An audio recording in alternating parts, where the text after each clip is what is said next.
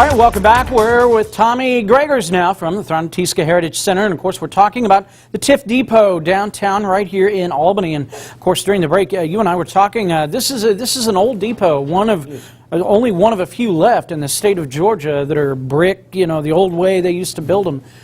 Tell us a little bit about the significance of the building itself. Well, one of the things, just not only to Albany's development as an economic center for Southwest Georgia, but also it's only one of 5 brick depots that were built before the Civil War left standing in Georgia, and the southernmost depot that we have.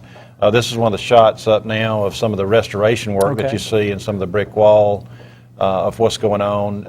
Again, trying to match it up and utilize the same methods in architecture. That's a shot of the western side of the depot, just sort of you can see the size and how important it was as, you know, as part of a central part of Albany's history.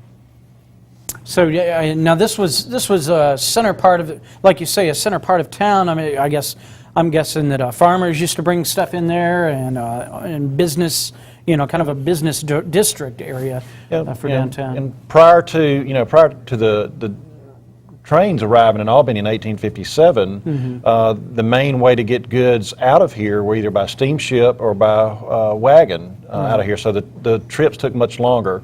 The rail coming gave us that connection and a more immediate connection to other parts and distant lands, and getting our goods and service and just travel, connecting to other folks and their family members across, you know, the eastern U.S. particularly. Okay. I don't know if we have any other pictures. Maybe that was all of them that we had there. But nonetheless, you guys do you have a lot of work ahead of you? What's the schedule look like getting this all back together? Just the stabilization part of it, we anticipate it's probably about 6 more months worth of work.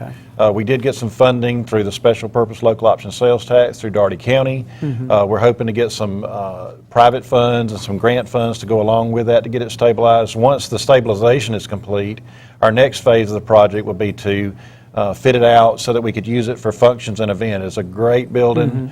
It's one of the oldest buildings left in Albany, and it's got some great character and just would be a great event space and a gathering space and a place for traveling exhibits to come and you know, share that back with our community in Southwest Georgia again. All right, and of course Thronateeska is always a great place to go enjoy, one of our many neat places that we have here locally that you can go visit just about any time. What are the hours of operation? We're open to the public Thursday through Saturday, 10 to 4. We have planetarium shows as well going on, and the museum admission is free. Planetarium shows are $3.50 per person, and just a great value and a great resource in our community. Yeah, just like you say. All right, Tommy Gregors, thanks for coming in this morning. And of course, we're going to have more on This Week in History as we continue through the month of November. Now, on over to Kelly.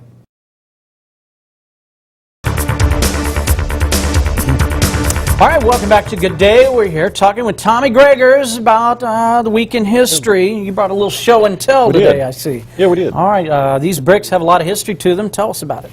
Well, in 1857, Nelson Tift, in an effort to try to bring the railroads to Albany, constructed a depot here.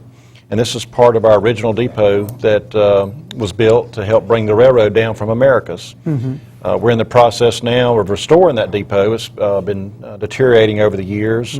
And just want to bring some of that history out here and see some of these handmade bricks that were locally made right here in Albany to construct this depot. Okay, and tell us a little bit about what all you guys are doing to bring back this depot. You say you're reconstructing it.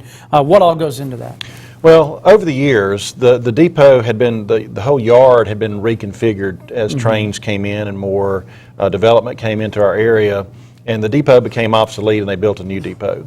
The water has been soaking up through these soft bricks over the years and the lime-based mortar, and they've started deteriorating, and so what we're having to do now is go back in and put some water protection in to keep that from happening, regrade the area, and also relay a lot of the bricks.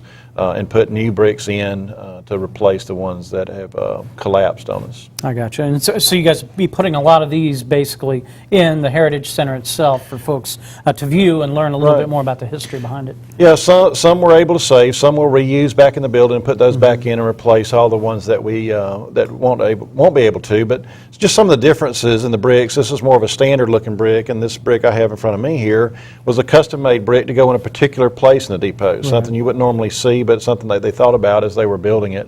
And we've got a group now from Coastal Heritage Society that are experts in restoration of these type structures, and they're helping and assisting with this project. Okay, really cool project, the Tift Depot right here in Albany. Of course, can folks come down and see the depot as it's being reconstructed, or are you guys kind of doing that behind the scenes? A lot of it is behind the scenes because it is a construction area, Right. but we're glad to take folks on tours and bring them through. You can see as you tour the train some of the work.